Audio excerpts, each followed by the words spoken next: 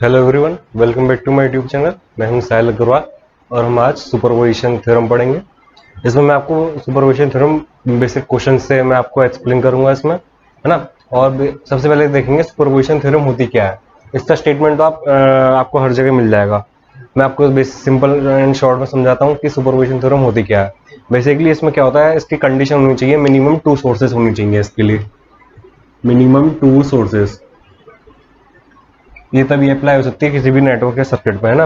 अगर 2 सोर्सेस हैं तभी आप इसे अप्लाई कर सकते हैं। और हाँ, इसमें क्या होता है जैसे कि अगर हमें किसी ब्रांच में करंट निकालना है, जैसे मैं इस क्वेश्चन में देखूं, इस ब्रांच में करंट निकालना है, बोला गया आपसे कि यूजिंग सुपरपोजिशन थ्योरम हम इस ब्रांच में करंट निकालिए। तो हम इसमें क्या करते हैं, पहले जितने भी सोर्सेस हैं एक एक सोर्स को one source at a time consider करेंगे।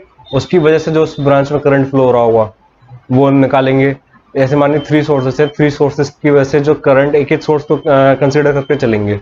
मैं मानिए 3 वोल्टेज सोर्स है, तो पहले एक वोल्टेज को लेंगे, फिर दूसरे, फिर तीसरे, ऐसे। और तीनों को फिर एलजेब्रिक सम करेंगे, जो नेट फिर इसका रिजल्टेंट करंट आएगा उस ब्रांच में, है ना। सो बेसिकली आपका इसमें सुपरपोजिशन थ्योरम में एलजेब्रिक सम करते हैं एंड में आके, जितने भी सोर्सेस हैं उनकी वजह से जो करंट फ्लो हो रहा है, उनकी वजह से जो करंट फ्लो हो रहा है उनका एलजेब्रिक सम करेंगे।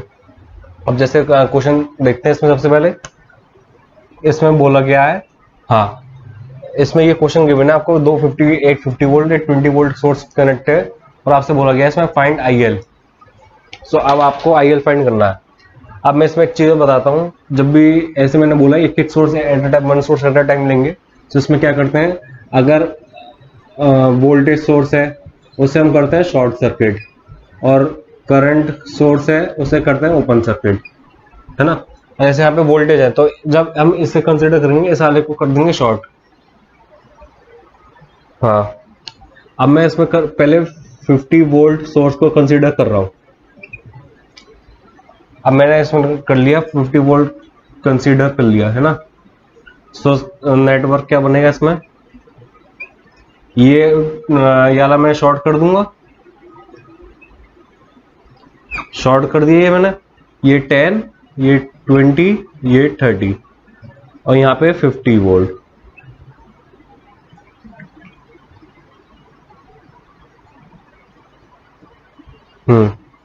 50 वोल्ट। यहाँ पे मैंने मान लिया आई एल वन मान ली, क्योंकि मैं one source at a time ले रहा हूँ। सो आई एल वन। अब ये 20 और 30 पैरेलल में आ जाएंगे। अब मुझे, हाँ, इसमें करंट निकालना है, कैसे निकाल सकता हूँ इसमें मैं, करंट निकालना है तो मैं, अगर मैं टोटल करंट यहाँ से पता चल जाए तो करंट डिवीजन से मैं यहाँ पे निकाल सकता हूँ। सो इसके लिए मैं पहले टोटल करंट निकालता हूँ। सो 20 पैरेलल 30 होगा, इसका रिजल्टेंट क्या आएगा, 20 और 30 का आएगा 12 ओम। सो जो फाइनल नेटवर्क बनेगा 10 ओम विद 12 ओम कनेक्टेड। यहाँ पे मैंने ऐसे टोटल करंट मान लिया आई वन मान लिया, 50, 10, 12। सो आई इज इक्वल टू 50/22। 50/22 ये आ गया आपका 2.27 एम्पियर। टोटल करंट निकाल लिया। अब मुझे यहाँ पे करंट पता है आई, अभी एक आई एल वन में डिवाइड हो रहा है, यहाँ पे डिवाइड हो रहा है। सो आई एल वन क्या आएगा, टोटल करंट है 2.27 एम्पियर, करंट डिवीजन को लगा देंगे इनटू अपोजिट वाला रेजिस्टेंस 20 अपॉन 20 प्लस 30। सो इसकी वैल्यू आ जाएगी आपके पास आई एल वन की 0.909। ये आपके पास आ गया आई एल वन। कब आया, जब आपने 50 वोल्ट सोर्स को कंसीडर किया और 20 को आपने शॉर्ट कर दिया। अगर इसमें मैश एनालिसिस लगाता तब भी आपका आंसर उसमें सेम आएगा। इसमें क्वेश्चन में बोला गया है कि सुपरपोजिशन थ्योरम से करना है। अब मैं क्या करूंगा, इसमें 20 वोल्ट सोर्स को कंसीडर करूंगा। सो नेटवर्क क्या बनेगा आपका, 10, 20, 20 वोल्ट सोर्स, 10, 20, 30, यहाँ पे ये 20, यहाँ पे मैं मान लूंगा आई एल टू, और यहाँ पे मान लिया आई टू। ये आ गया। इसमें 10 पैरेलल 30 है, जब 10 और पैरेलल 30 आएगा, इसका आएगा रिजल्टेंट 7.5। 10 पैरेलल 30 7.5 ओम, 7.5 ओम आएगा। सो यहाँ पे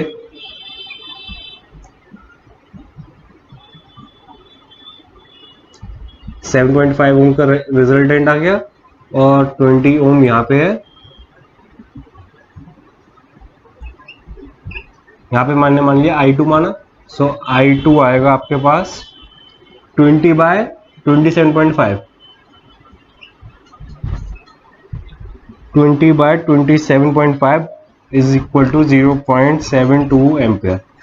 अब जब मुझे यहाँ पे टोटल करंट पता चल गया, सो मैं यहाँ पे करंट डिवीजन रूल लगा सकता हूँ। IL2 is equal to total current opposite डालो रेजिस्टेंस अपॉन अपोजिट प्लस 30।